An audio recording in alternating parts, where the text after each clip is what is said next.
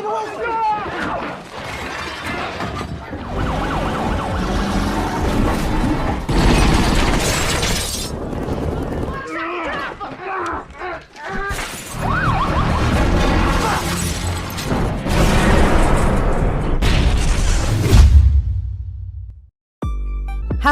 Tangkurak Squad di seantero jagat raya. Gimana kabarnya? Semoga kalian dan keluarga selalu dan terus dalam kondisi terbaik, oke?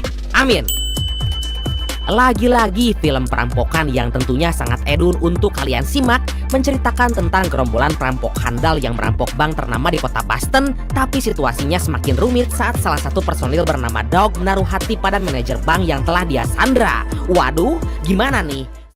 Di awal diceritakan di sebuah kota bernama Boston terlihat gerombolan perampok bersenjata lengkap masuk ke dalam sebuah bank untuk menggasak uang yang ada di sana. Dan seperti perampok pada umumnya, mereka menyuruh semua petugas tiarap agar nggak ada satupun orang yang kabur atau mencoba melawan.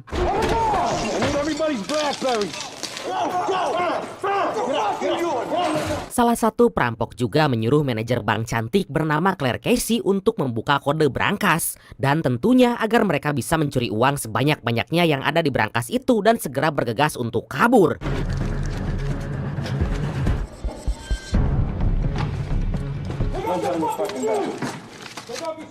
Tapi sebelum kabur, salah satu perampok berhasil menemukan ruang pengawas dan mencabut serta membakar harddisk hasil rekaman kamera pengawas untuk menghilangkan barang bukti. Hingga saat mereka lagi bersiap-siap untuk pergi, tiba-tiba salah satu petugas kepolisian mengetuk pintu depan karena menurut laporan, alarm peringatan yang senyap telah menyala.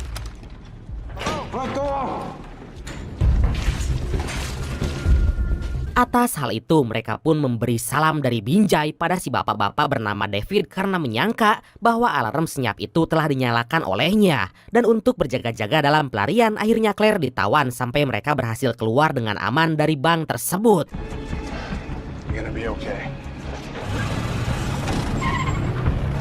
Untungnya para perampok itu nggak berpikir macam-macam untuk menghakok ataupun menyekapnya dalam waktu yang cukup lama. Dia pun dibebaskan di sebuah pantai agar Claire bisa kembali pulang ke rumah dalam keadaan sehat walafiat. Singkat cerita, keesokan harinya para perampok bertemu di sebuah gor hoki untuk membahas sebuah masalah kecil, yaitu wanita yang tempo hari mereka sandra ternyata adalah tetangganya sendiri. Tapi sebelum melanjutkan ceritanya, mari kita perkenalkan dulu keempat perampok ini ya.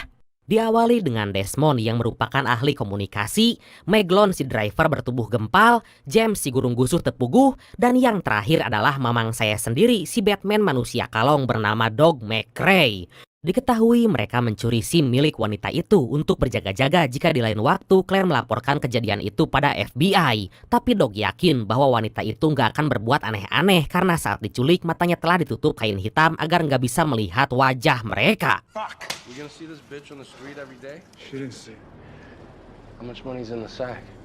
Dan ternyata mereka mendapat bantuan dana untuk merampok dari pemilik toko bunga bernama Vergie yang berada di kota Charlestown. Kota itu terkenal akan masyarakatnya yang katanya hobi merampok bank. Dan dari beberapa perampokan, 90% mereka bisa kabur dari petugas kepolisian karena perencanaannya sangatlah matang.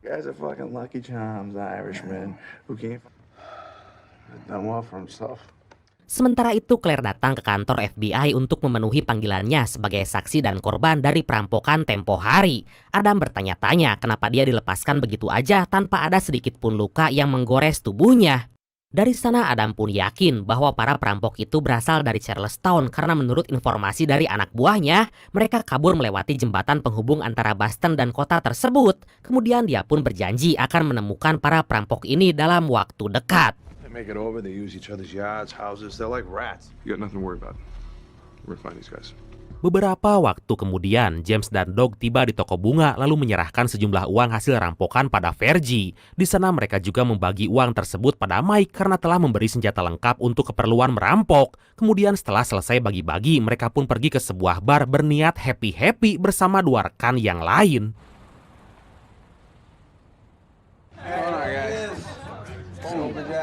Di bar yang banyak wanita Amburahoy itu, mereka bercanda-canda sambil balakecerakan bersama merayakan keberhasilan yang telah dicapai. Dari hasil rampokannya, mereka bisa membeli rumah ataupun mobil mewah karena jumlah yang mereka ambil adalah $90 juta Amerika. Di tempat itu juga, Dog bertemu dengan mantan pacarnya bernama Chris yang ternyata dia adalah adiknya James. Diketahui Chris telah mempunyai anak bernama Shiny dan dikabarkan itu adalah hasil dari pembelekokan yang dilakukan oleh kedua pasangan itu. Tapi Dog menyangkal bahwa anak itu adalah murni darah dagingnya karena Chris beberapa kali kepergok berhubungan dengan orang lain. Dan hal itulah yang membuat dia meninggalkan Chris dari kehidupannya.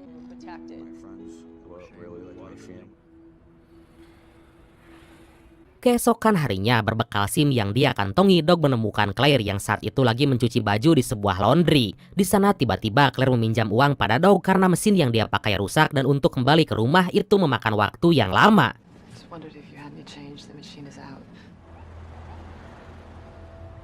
Dan ternyata Claire berniat mencuci baju putih yang terdapat noda darah yang masih menempel di bagian kerah. Kemudian karena merasa bersalah, akhirnya Dog mengajaknya jajan ke sebuah restoran mewah. Why should we buy you a drink? Just having a bad week. Atas kejadian itu, mereka pun mulai akrab dan menceritakan kisah hidup masing-masing. Kini Claire mengetahui bahwa Dog bekerja di sebuah perusahaan bernama Boston Sand and Gravel yang merupakan pemasok beton, pasir, dan batu pecah. Kemudian setelah selesai menghabiskan makanan, mereka pun keluar mencari angin segar dengan mengendarai perahu ke tengah sungai untuk menikmati keindahan malam di kota itu. Wow. That's where you take all the girls. Beberapa waktu kemudian, Dog menjemput Claire yang mengajaknya ke rumah sakit mata karena diketahui bahwa asisten manajer yang bernama David telah melakukan serangkaian operasi bekas pukulan dari James. Di sana juga Claire menceritakan pada Dog bahwa dia merasa risih terus dibuntuti oleh FBI terkait dengan kejadian perampokan itu. I lied to the FBI. The FBI guy told me it would feel like I was in mourning. Hingga sepulangnya dari rumah sakit, Claire mengajak Dog singgah di Dunkin Donuts sembari menceritakan suatu hal, yaitu dia mengetahui bahwa salah satu perampok memakai tato petempur Irlandia di belakang leher. Dia pun gak ingin menceritakan hal ini pada FBI karena takut akan menjadi sasaran para perampok. The back of his neck and he had a tattoo. Robbery, weapons, he'll get 30 years. Hari-hari mereka semakin dekat. Ternyata Claire punya aktivitas rutin, yaitu merawat bunga di kebun yang berada di belakang rumahnya. Di sana Dog curcol alias curhat colongan bahwa ibunya telah meninggalkannya saat masih kecil, dan setelah itu dia dibesarkan oleh sang ayah yang bernama Stephen McRae. Her name was Doris. My grandmother had... I couldn't tell you. She left when I was 6. Sementara itu di kantor FBI, Dino menemukan fakta baru, yaitu salah satu identitas perampok berhasil mereka dapatkan bernama Desmond Elden. Hal itu mereka dapatkan dari penyelidikan menyeluruh di sebuah perusahaan vendor yang bergerak di bidang komunikasi bernama Vericom, karena diketahui bahwa dulunya dia adalah mantan pegawai di sana. Dari sana Adam langsung melakukan briefing bersama anak buahnya untuk mengungkap dalang dari beberapa perampokan yang terjadi belakangan ini. Dia yakin bahwa keempat orang ini adalah tersangka utama, tapi Adam belum punya bukti kuat untuk menangkap para perampok itu. Kemudian diketahui juga ayah Dog bernama Stephen McRae dulunya adalah mantan perampok dan kini tengah menjalani masa hukuman. And here's the shocker. Started making trouble, fighting with guys. Really, the architect is this guy, Coughlin's best friend. Di siang hari itu, Dog dan Claire yang sepertinya lagi kapanah kukinasihan alias sama-sama suka, anjay. Mereka janjian untuk sekedar makan siang dan melihat hamparan langit yang begitu halodo. Tapi kemudian tiba-tiba datanglah James mengganggu mereka seolah-olah gak setuju dengan hubungan yang dimiliki oleh mereka berdua. I read about that. It's crazy. Dougie's quite the worker. Yeah. Hingga sepulangnya dari sana, Dog menanyakan maksud dari kedatangannya tadi. Karena dia nggak ingin dimata-matai atau diintimidasi atas apa yang ingin dia lakukan. Dan Dog merasa bahwa hal itu normal-normal aja dilakukan oleh dua insan manusia yang lagi jatuh cinta. Fat kid with his fucking shit untucked who don't think he's special. Happens to be the one goddamn person. Sepulangnya dari rumah James, Dog berkunjung ke penjara menemui ayahnya karena dalam waktu dekat ini dia akan merampok sebuah bank dan akan pergi dari kota ini sejauh mungkin. Dengan keputusan itu, Stephen merasa kecewa karena bisa aja Dog tertangkap atau mati saat beraksi nanti. An angel? Go ahead. Singkat cerita, hari Jumat pun tiba. Para perampok itu mulai mempersiapkan senjata berat untuk berjaga-jaga bila petugas kepolisian memergoki mereka. Kemudian sebelum berangkat, Meglon datang ke sebuah barbershop untuk mengambil beberapa helai rambut.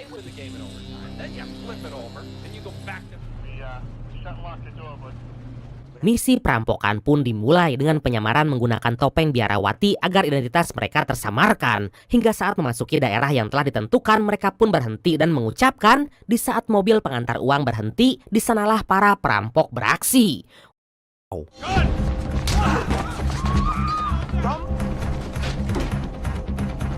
Akhirnya mereka berhasil membawa rampokannya dan segera kabur karena salah satu polisi berhasil menghubungi unit lain untuk segera mengejar. Hingga aksi kejar-kejaran super epik pun terjadi antara para perampok dan para petugas kepolisian.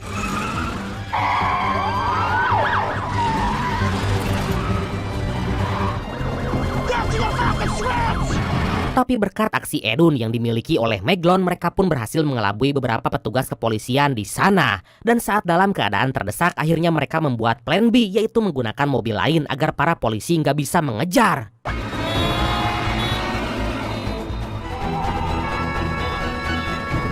Mereka pun kini telah sampai di Charleston, lalu berganti mobil lagi sambil menaburkan rambut yang telah Meglon dapatkan di mobil tadi. Kemudian saat mereka akan pergi, secara mengejutkan,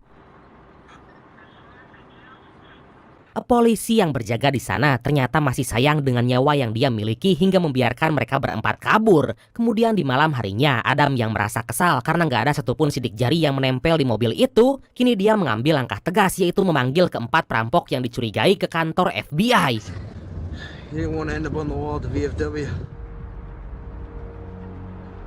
Sesampainya di sana, mereka mendapatkan berbagai pertanyaan dari penyidik terkait dengan perampokan yang baru aja terjadi. Termasuk Dog yang langsung ditanyai oleh Adam agar dia bisa mengakui perbuatannya dengan teori yang dia miliki. Tapi pada ujungnya, para agen FBI itu nggak punya bukti kuat untuk menjebloskan mereka ke dalam penjara. Dan atas hal itu, Dog dan teman-temannya dibebaskan kembali ke rumahnya masing-masing.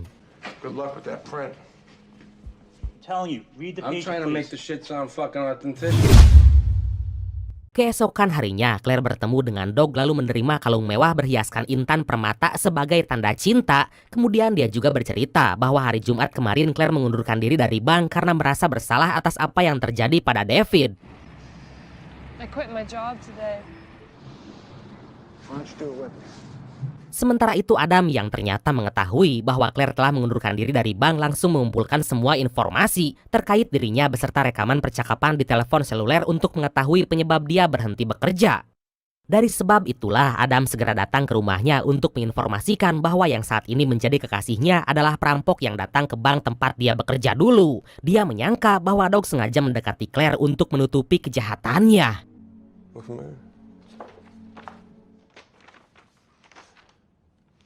Gak lama kemudian setelah Adam pergi, tiba-tiba Dog datang dan menemukan Claire lagi menangis di kamar mandi. Dia merasa sangat marah karena Dog telah berbohong dengan menyembunyikan identitasnya sebagai perampok. It's not enough to terrorize someone, you have to out.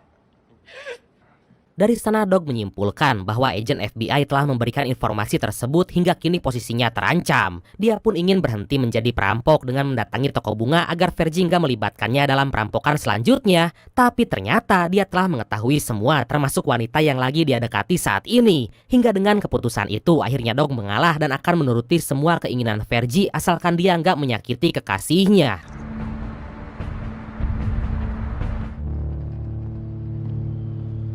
Pada malam hari, keempat perampok itu dipanggil oleh Vergie untuk membahas tentang tempat yang akan mereka rampok selanjutnya. Rencananya mereka akan merampok uang tiket di sebuah stadion baseball ternama yang berada di kota Boston. Atas hal itu, mereka segera bergegas ke tempat persembunyian untuk mempersiapkan segalanya. Guys pretending that they want to get out. See ya. Di tempat lain, Adam ternyata mendatangi Chris berniat memberitahu dirinya bahwa kini Chris dalam pantauan FBI terkait kasus penggunaan narkoboy. Tapi dirinya nggak akan ditangkap asalkan dia bekerja sama untuk menjebloskan Dog dan kawan-kawan ke dalam penjara. You pick up a package at point A, deliver it to point B. Don't talk about my daughter.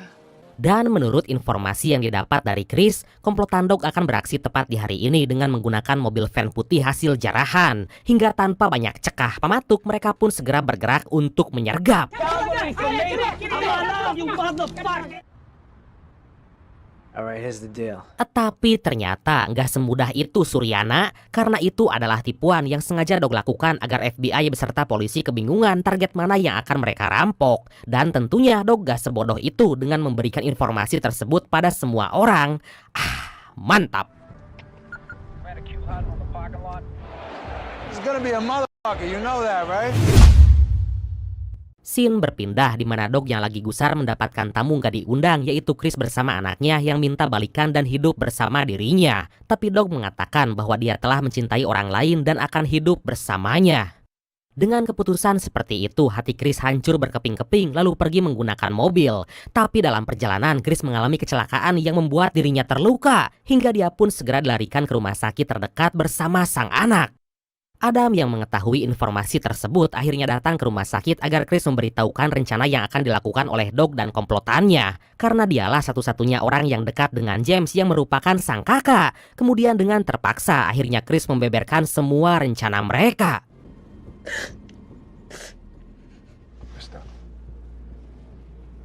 Sementara itu Dog dan James menggunakan kostum kepolisian untuk mengelabui petugas yang ada di gedung tersebut. Mereka ditugaskan masuk ke pintu belakang dengan bantuan satpam lokal yang telah bekerja sama. You guys call 911? No one from here called. All set. Okay, go ahead. Akhirnya mereka pun berhasil masuk ke dalam ruangan penghitungan dan mengaku bahwa telah dihubungi oleh salah satu petugas karena laporan pencurian. Kemudian setelah berhasil mendekati tempat itu, akhirnya Dog menodongkan pistol agar semua orang tiarap.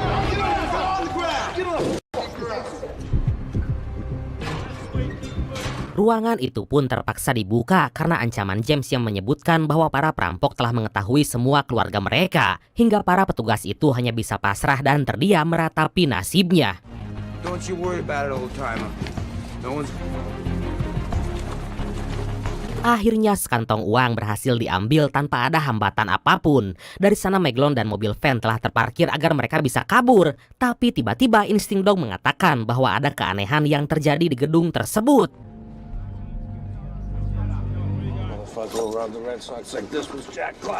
Dan benar aja, mereka pun terjebak dalam ruangan dan gak ada rencana cadangan untuk kabur. Kemudian tanpa berpikir panjang, James menembaki petugas SWAT yang lagi mencari dan berusaha menciduk mereka.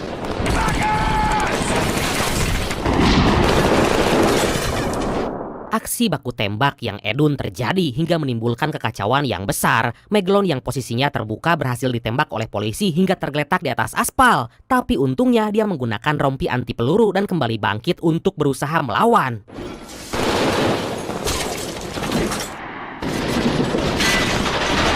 Karena petugas dalam mobil van terus mengganggu mereka, akhirnya Dog menembaki hingga mobil itu keluar dari garasi untuk memancing petugas di luar agar menyangka bahwa mobil itu berisi perampok.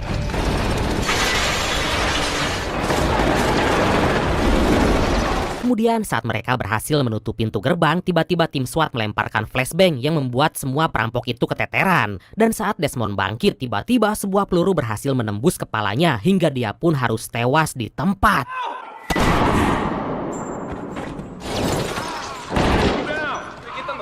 Dalam posisi terdesak, Meglon mendapatkan ide, yaitu dia akan mengorbankan dirinya dengan keluar dari gedung untuk mengalihkan perhatian. Sementara Dog dan James menggunakan setelan petugas polisi agar bisa menyamar dalam kerumunan.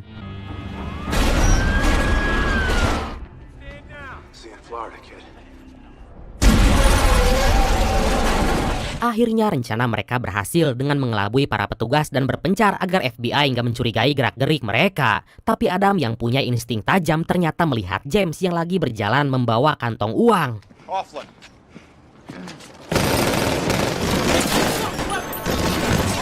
Melihat hal itu, Dog hanya bisa pasrah sumerah pada Yang Maha Kuasa saat James berhasil dikepung dan dilumpuhkan dengan tembakan yang mengenai dada dan kaki. Kemudian karena kagok belang berontok eker, akhirnya James mengambil keputusan untuk bunuh diri ketimbang harus dipenjara lagi.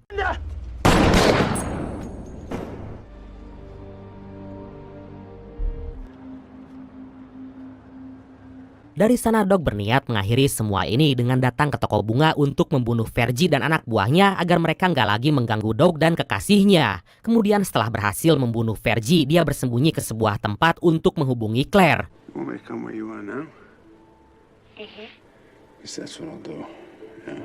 Claire mengatakan bahwa ingin bertemu yang terakhir kali, tapi Dog mengetahui bahwa itu adalah jebakan FBI yang akan menangkapnya. Dengan informasi seperti itu, Dog terpaksa membohongi Claire agar bertemu dengannya di tempat yang telah dijanjikan untuk mengelabui para petugas.